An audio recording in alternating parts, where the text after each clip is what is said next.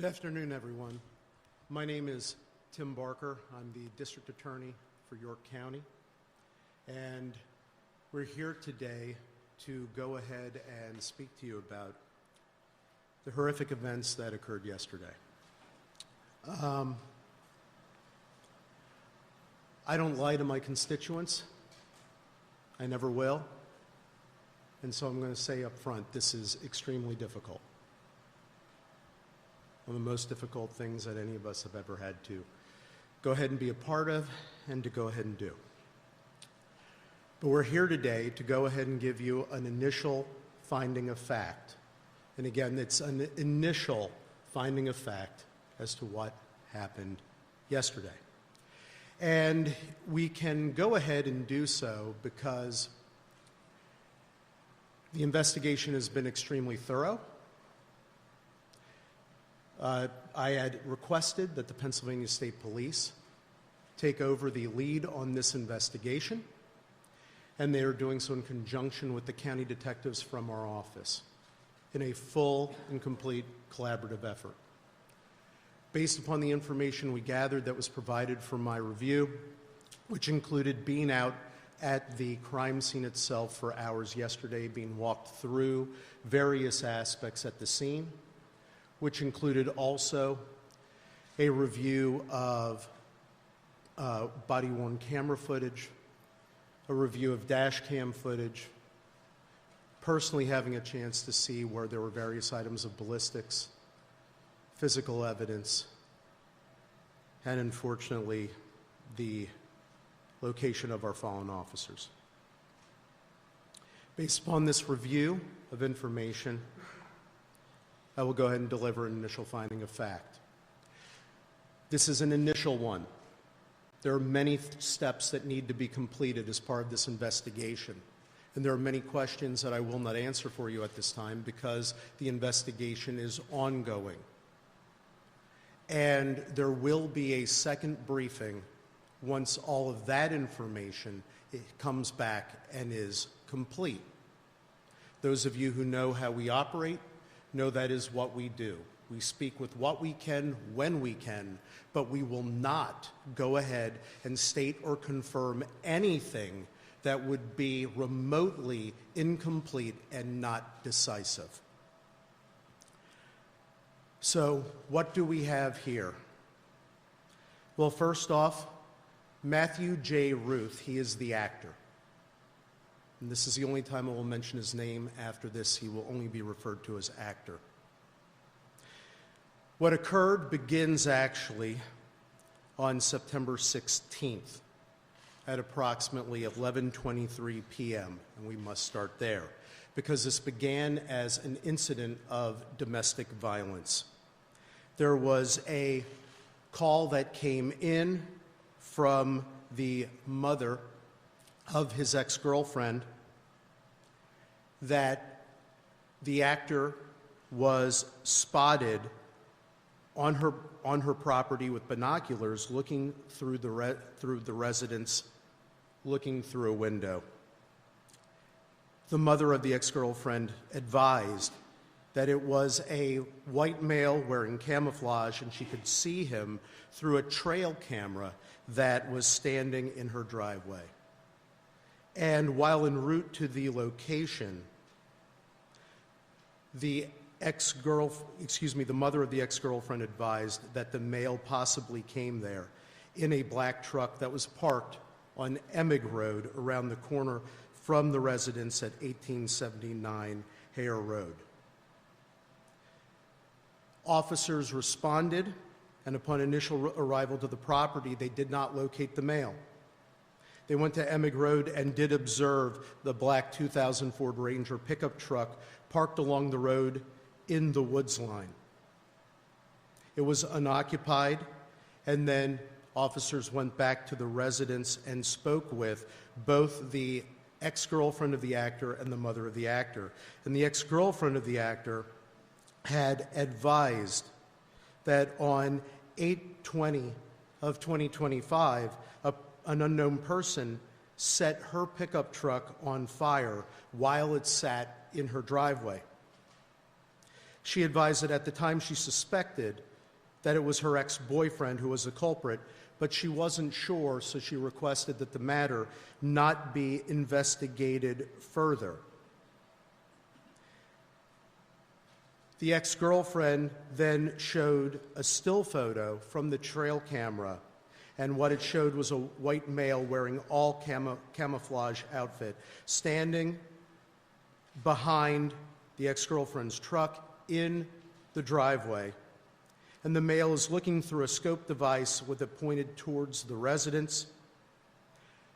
The ex-girlfriend identified the male in the photo as the actor, and she advised that they put the trail camera up after the incident on August 20th of 2025. The ex-girlfriend confirmed that the actor was, in fact, her ex-boyfriend, and she suspected again that he was involved in the incident of setting her vehicle on fire. She stated that they had dated for only a short period of time and that the actor had never been to her house nor had ever been invited there. The ex-girlfriend also advised that the actor owned and often drove a 2000 black Ford Ranger pickup truck. And when they were reviewing the photo, the officers noticed that the actor had an AR-15 style rifle slung across his chest while looking into the residence. The officers then proceeded over the next several hours, which included assistance as well from the York County Sheriff's Department through the use of their drone, to attempt to locate the actor. They could not find him, despite searching over the next several hours. A warrant was sworn out for the actor's arrest, and the charges in that matter included stalking and loitering and prowling at night. The next morning, detectives from the Northern York County Regional Police Department attempted to go ahead and locate and execute a search warrant on the known residence of the actor. Included in executing that search were 3 detectives: Detective Sergeant Cody Becker, Detective Mark Baker, and Detective Isaiah Emenheiser. 2 other detectives also participated in this search. They arrived at the actor's residence and communicated with his family at 12:11 p.m. They left the residence, having interviewed family and having conducted search at 1:23 p.m. At 2:02 p.m., Detective Sergeant Becker, Detective Baker, Detective Emenheiser, and 2 other Northern Regional detectives arrived on scene at 1879 Hare Road, the location of the incident the previous evening. They arrived and they were searching for the actor. Also accompanying them to assist was a deputy sheriff from the York County Sheriff's Department to again assist with drone action and finding individuals through the usage of a drone. The search went on for the actor, which included various outbuildings, and the drone was being employed to also check neighboring fields. During the course of this search, detectives went to the front door of the residence. They arrived at the door at 2:08 p.m. The initial officer who went to the door was Detective Emenheiser. Right behind him was Detective Baker. Following as well was Detective Sergeant Becker and another Northern York County Regional detective. Final detective remained behind as more of a perimeter view in looking out for the actor and securing the perimeter. Detective Emenheiser discovered that the door was unlocked. Having remembered that the door was left locked by the ex-girlfriend and mother who were not at the residence because they went somewhere else for their safety, they decided that they were going to go in. The door was opened, and upon immediately opening the door, the actor repeatedly fired at the officers with multiple rounds from an AR-15 styled rifle with a suppressor, immediately striking Detective Baker, striking Detective Sergeant Becker, striking at Detective Emenheiser, who he and the other Northern York County Regional Detective who were there closest to the house, as they tried to go back for cover position. He repeatedly fired upon them. All 4 detectives went down.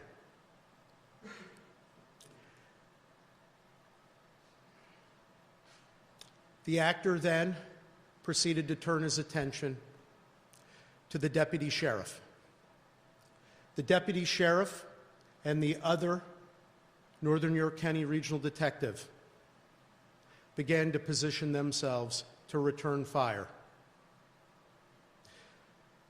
The Northern York County Regional Detective repeatedly fired at the actor. The actor did strike the deputy sheriff, who was by his vehicle, and also struck the vehicle. The deputy sheriff did himself remove his 9mm. The Northern York County Regional Detective was firing at the actor with his AR-15 style rifle. The actor repeatedly was firing his rifle at the deputy sheriff, striking him. The deputy sheriff went down and went to try to retrieve his rifle and go for safety as well, to take cover to return fire. The actor went up towards the roadway where the vehicles were to engage in fire with the deputy sheriff, continuing to fire at him. The deputy sheriff returned fire with his 9mm handgun. The Northern York County Regional Detective also was returning fire with his rifle. While up at the roadway, when the actor was there was a final exchange of gunfire. After that exchange, the actor went down. The actor became deceased. Following this, the Northern York County Regional Detective immediately went to see about rendering aid.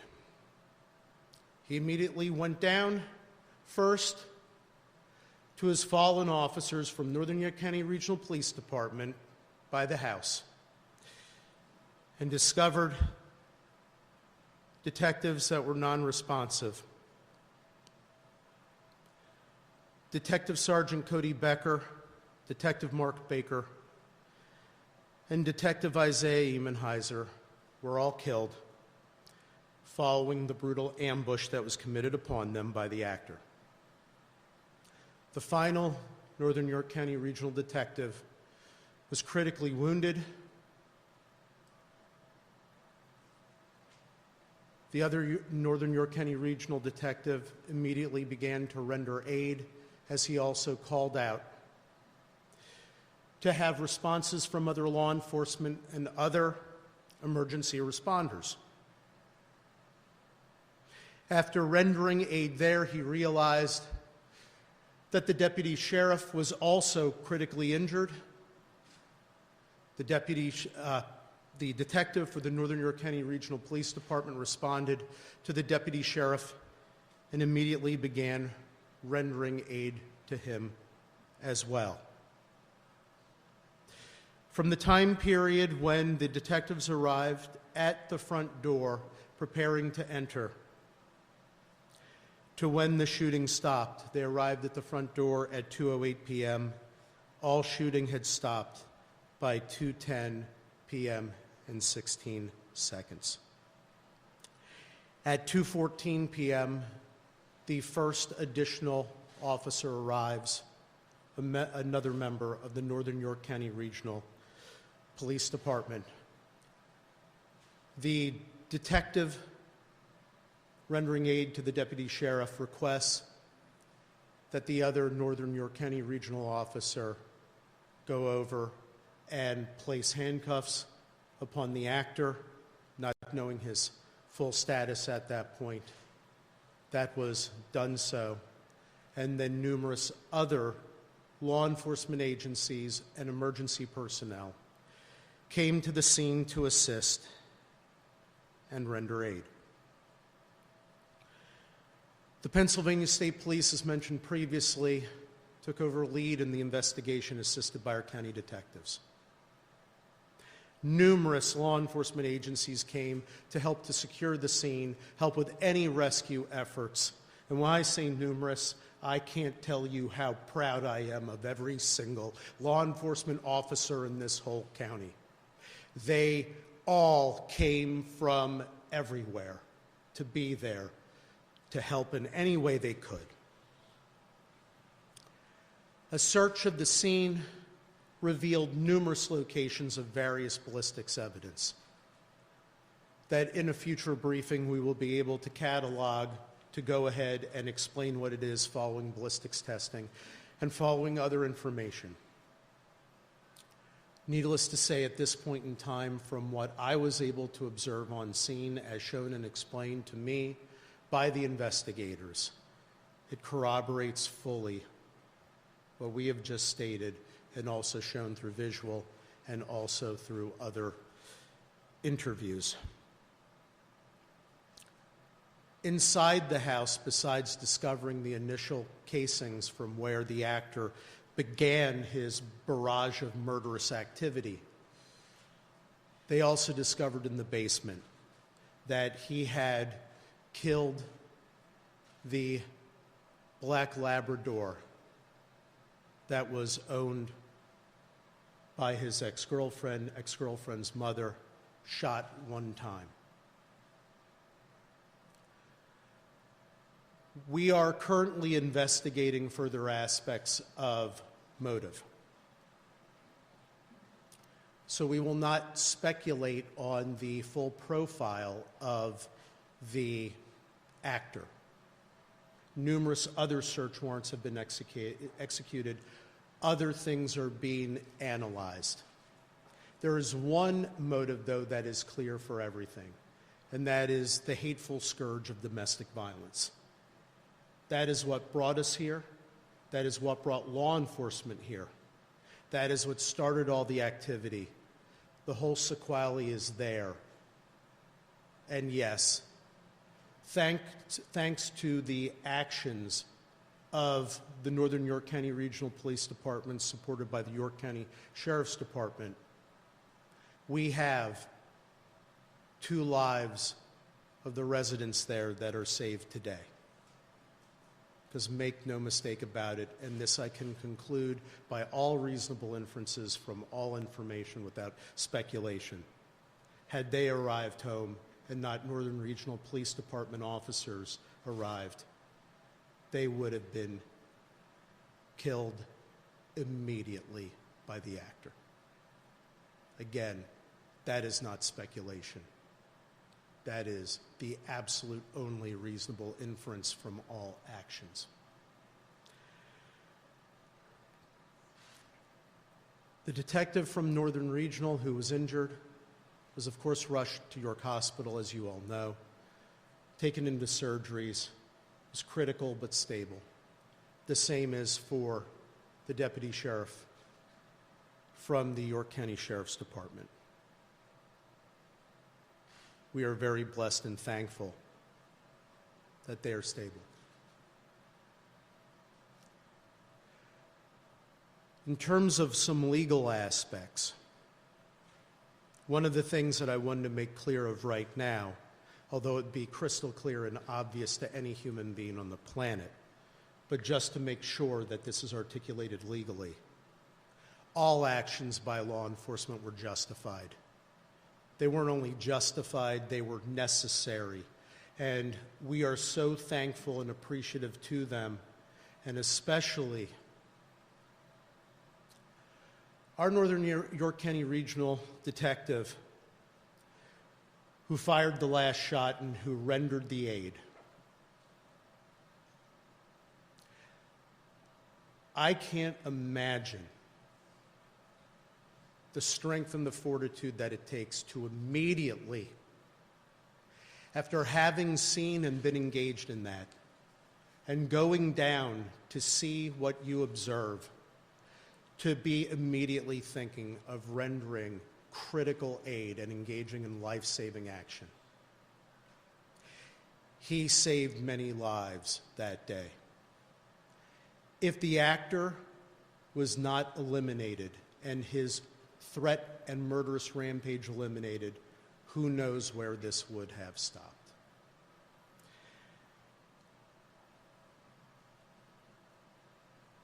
Detective Sergeant Cody Becker, Detective Mark Baker, and Detective Isaiah Emenheiser were all credits to law enforcement. I personally knew them very, very well. They were wonderful. They were mission-driven, and that day they continued their mission. Well, their mission is now complete. You kept the faith. You ran the race. You fought more than a good fight. You fought the critical fight for us. Job well done. Mission well served. And we will love you forever and all eternity. Final comment I want to make is about York County. This is my home. This is our home.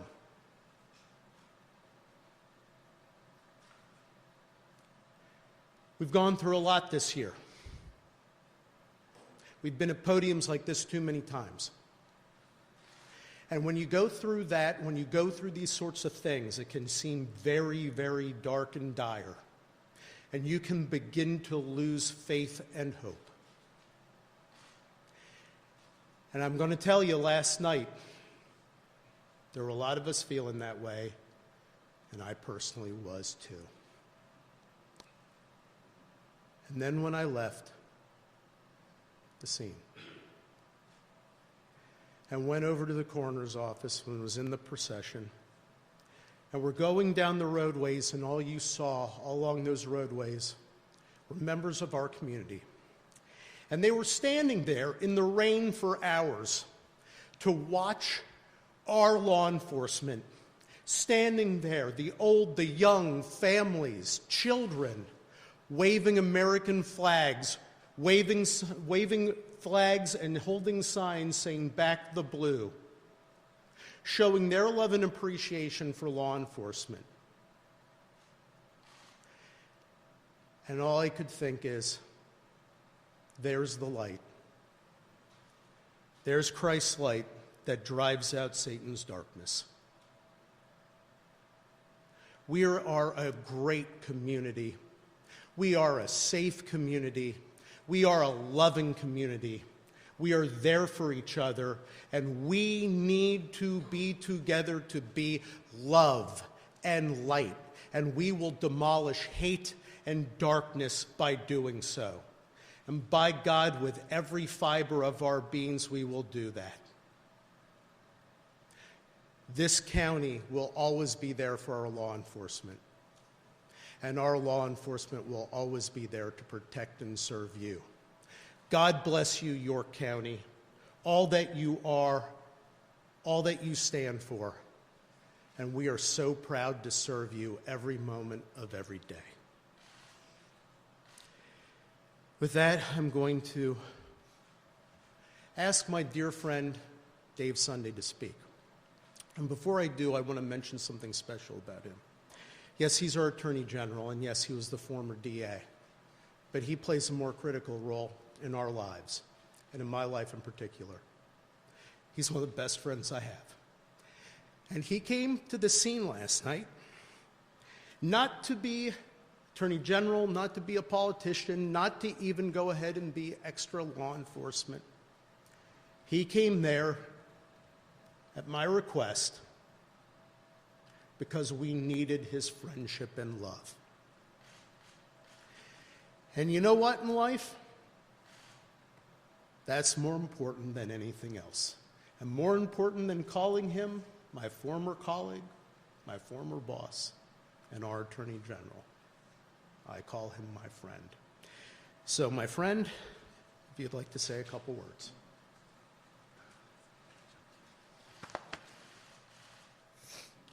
One moment.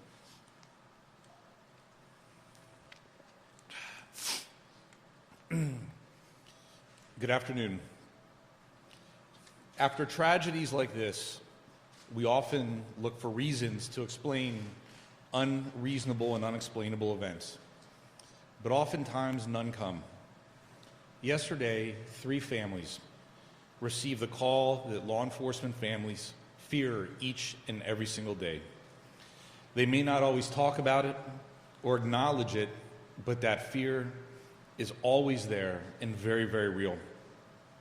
The fear that their father or their mother, husband or wife, beloved partner will not be returning home.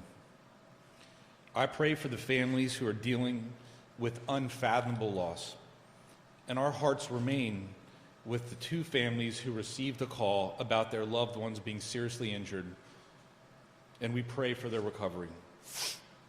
This law enforcement community needs us right now. These families need us. The police departments, York County and the Commonwealth needs everyone to respond with grace, with love, with support, and yes, prayer. Police officers do not ask for awards, accolades, or attention.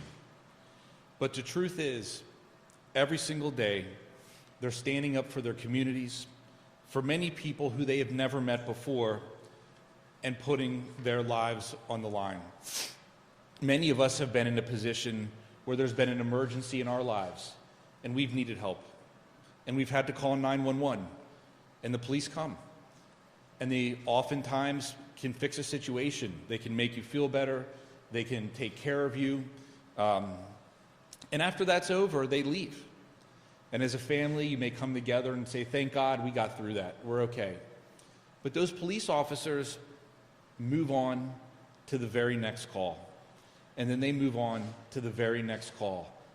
Every day, every week, every month, for years, decades sometimes. And they don't have the luxury of taking a break and saying, you know what, we took care of that one, we took care of that family, we're fine. And this kind of detail in particular, when you're talking about a warrant, is some of the most absolute dangerous work our police officers do, because they never know exactly what they'll encounter. The officers involved with this incident went to a home to protect a woman and her children. They encountered a force of evil, hell-bent on taking lives. Think about that. Think about what these officers went through. And I ask, do police officers not deserve the full embrace and support of society? Being a police officer means kissing your spouse or partner and children goodbye every single morning or afternoon, depending on your shift, and heading off to a job where you have no idea what you're going to run into that day and what will be required of you. Our police officers today are so much more than law enforcement officials. They're social workers, mental health professionals, counselors, crisis interventionists, child care workers. And they have the bright light of public opinion and judgment shining on them every single day. But yet they perform their duties without hesitation, true to their oath to protect and serve. Yesterday, 3 brave officers gave their lives to fulfill their duties. In the midst of that gunfire, their mission expanded from protecting a family to saving one another, and those actions saved lives. Without committed, qualified police officers, any and every community in our nation is susceptible to lawlessness and disorder. Families and children are vulnerable. Our older residents are vulnerable. Who's going to hold the line between a free society and lawlessness? Well, we all can play a role. I've heard it said before that more and more we have come to expect less and less from each other. Looking around our world, it's hard to argue with that. Society has become programmed to devalue human life. Perhaps it's social media or the news environment that thrives on outrage, or the loss of in-person connections and relationships. But that doesn't mean that we have to accept it. We have to get past the attitude that we are not each other's keeper. Step away from the keyboard and talk to a stranger, talk to a neighbor, find a place to lend a hand. If we can't get beyond that attitude of selfishness for the sake of our society, then do it for the sake of these men, these heroes and their families. As one of Pennsylvania's most famous and favorite sons, Fred Rogers once said, "Look for the helpers." I implore us all to not only seek out the helpers, but support and empower them, emulate them. Again, the answers we seek, the logic or reasoning to explain how such a horrible, unimaginable tragedy can happen, they are hard to come by. So let's not rely on answers and instead take action. Not all of us swear the oath to protect and serve. Not all of us put on a uniform, but we are all capable of being the unrelenting force that overcomes evil. And I think we are. Late last night, after spending the evening at the scene of this horrific crime with our fallen heroes, my friends that were partners when I served as a district attorney, we made a very sad journey with their bodies to York. The rain was falling as if God himself was mourning with us.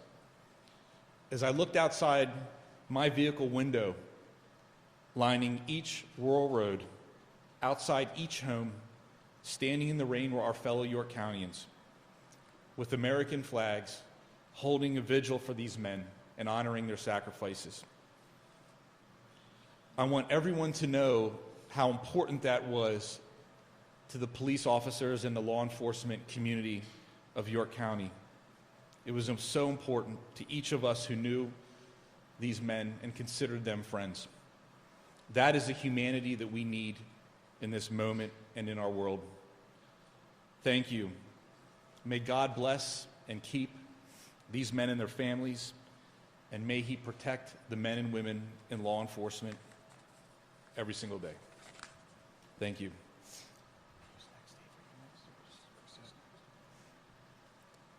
Pennsylvania State Police Commissioner Chris Parris. I would just simply like to say, again, on behalf of the Pennsylvania State Police, we stand with law enforcement in York County and all across the Commonwealth. We will continue to provide any and all resources at our disposal to ensure that the investigation is completed. The district attorney here in York County, our Attorney General, as well as the Northern York County Regional Police Department and the York County Sheriff's Department, I will say from a perspective of a police executive, they are a credit to law enforcement, the diligence with which they carried out this investigation from its onset, and the way that they doggedly and methodically did what they had to do in order to preserve life and seek justice is something that I know all people in York County and all people across the Commonwealth should be very proud. So we continue to support law enforcement services here. We will continue to do so. Our members' assistance people will be here with the Sheriff's Office as well as the Northern York County Regional Police. There are recovery support services that will have to be dealt with. For the injured, there are line of duty funerals that have to be planned, and we stand with them and will support them today and every day forward. Thank you very much.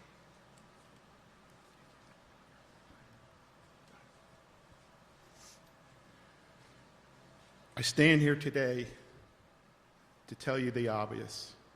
Our office is grieving. Our community is grieving. Our fellow men and brothers and sisters in blue are grieving. But what I can tell you, the only way we're going to get through this is prayer.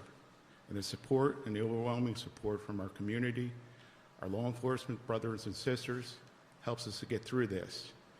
What I'd ask you to do is pray for my fellow colleague, Dave Lash. 3 of his men paid the ultimate sacrifice. And our condolences go out to you and your family members and to your support staff, because truly without them, we are nothing. They support us every day. I see them over there grieving.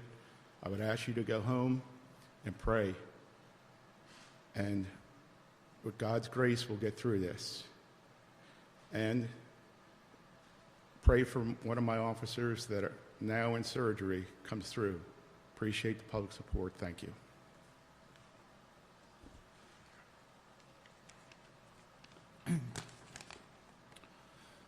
Good afternoon. My name is Dave Lash. I'm the Chief of Police of the Northern York County Regional Police Department. Yesterday was a dark day for the Northern York County Regional Police Department and for all of York County and our communities. We are mourning the loss of 3 of our officers, and we continue to pray for the recovery of our 4th and also for the recovery of the York County Sheriff's Deputy. I want to take a moment to recognize the 3 officers we lost: Sergeant Cody Becker, Detective Mark Baker, and Detective Isaiah Emmenheiser. Each of these men represented the very best of policing. They served with professionalism, dedication, and courage. They were leaders within our agency, committed to protecting this community and standing beside their fellow officers.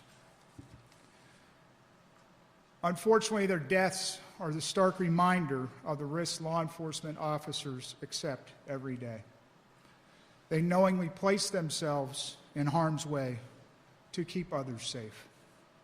For that, we are forever indebted to them and their families. Currently, our administrative offices are closed, and police coverage in our municipalities is being provided by neighboring departments and the Pennsylvania State Police. We are grateful for their immediate support in helping us maintain public safety while our department works through this tragedy. The Northern York County Regional Police Department will return to patrol operations tomorrow on Friday, September 19th at 1900 hours. Until then, our partners will continue to ensure uninterrupted police service in our communities. We know the community wants to help, and an official endorsed donation portal will be announced shortly. This will ensure that all contributions go directly to the families of our fallen and injured officers. On behalf of the Northern York County Regional Police Department, I want to thank the community, our law enforcement partners, our elected officials, for their overwhelming outpouring of support.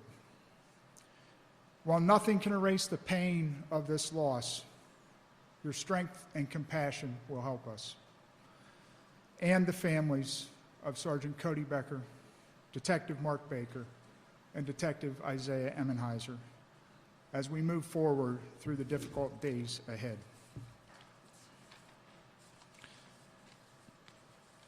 Thank you.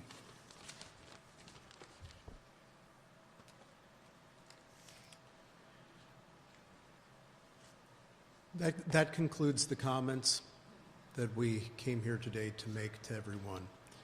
I will be willing to take just a couple of questions, and the reason why I say that, those of you who are familiar with what we do in these circumstances. There will be a complete and full briefing in the future when the investigation is complete.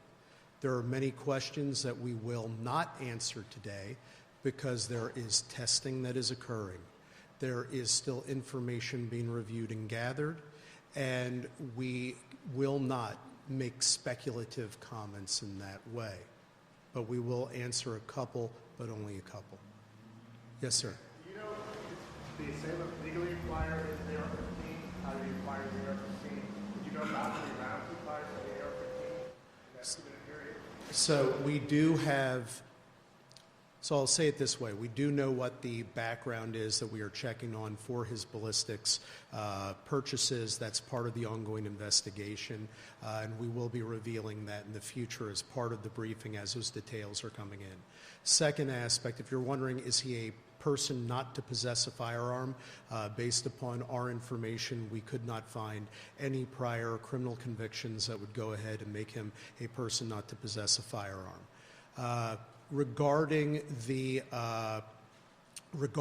any issues with the quantity of ballistics, the only thing that I'll say at this time, a count was being done, but you have to go ahead and determine from which firearm something was discharged. There are methodologies for doing that. We are engaging in those ballistics aspects. So at this time, the only thing I will say generally is he fired many and multiple rounds, because to go more specific could lead to a misstatement of fact, and I will not do that. Were any of the weapons found inside the search of his home, and who was he living with in that home? I have not disclosed that. First of all, I have not disclosed who he's living with because out of their privacy interests. Second, all of the aspects of the secondary search that is ongoing, those items are being cataloged and are being reviewed. They'll be part of a further briefing in the future, but I am very sensitive to the privacy interests of non-involved individuals as part of an incident, including, as you'll notice, the only names that were mentioned one mention of the actor, and the names, of course, of our fallen officers. That is out of respect to their privacy interests.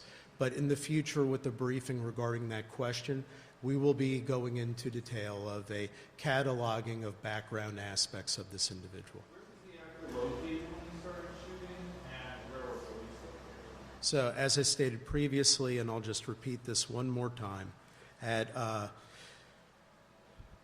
2:08 p.m., the officers were at the front door of the residence, what we are designating as the front door of the residence. The actor was just inside the door. When the door opened is when he began to fire. How did he enter? What's that? How did he enter the home? I'm sorry, you got to speak loud. How did he get access into the home? So that is under investigation and review as well. They were conducting a more thorough search of the house, looking for those aspects. One thing we do know about him from what we were able to reveal at this point with full confidence and certainty is he carefully surveilled the entire residence and the outbuilding areas. So what methodology he used is still under investigation. To gain the access at this point in time, the only thing with 100% certainty that is appropriate for me to state is he did in fact gain access, had been inside, was armed, and did discharge his firearm from inside of there, and in fact also killed, like I mentioned, the family dog. Sir, can you tell how long before 2:08 he may have been in the house? So the only thing I will say at this point, we know he was in the house before 2:02 p.m. We know that he was not at his residence as of the police leaving at 1:23 p.m. In terms of the actually being inside the residence, from where he filed the fatal shots of his ex-girlfriend and her mother, that residence, that is still under investigation to see if we have clues of a tighter timeline than when police left in the early morning hours of the previous evening to the time of 2:02 p.m. The police officer, the fifth officer, I think he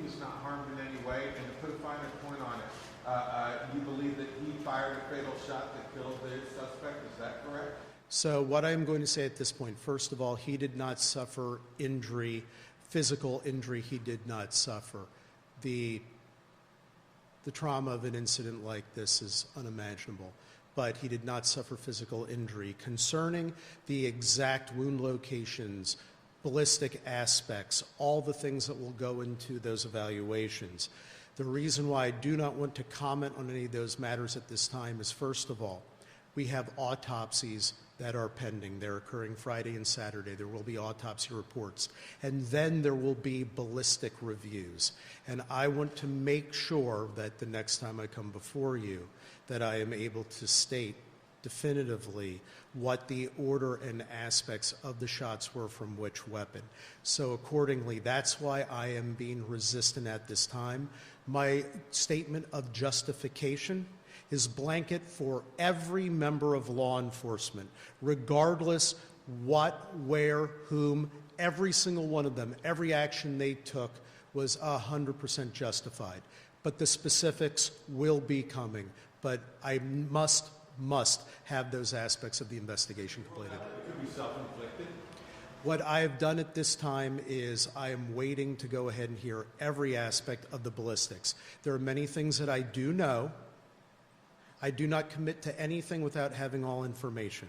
So if I sound uncommittal, it's because every time that somebody says a comment of speculation, so many times it gets proven wrong, and then it leads to more harm than good. So I am only going to state that it was a final exchange of fire. We know that for a fact from the evidence that we have. Following the final exchange of fire, the actor became deceased. So I will leave it at that. You will know more in the future. I will take one more question because I know many of these questions will be the subject of the next briefing, and I hate having to repeatedly say this to all of you.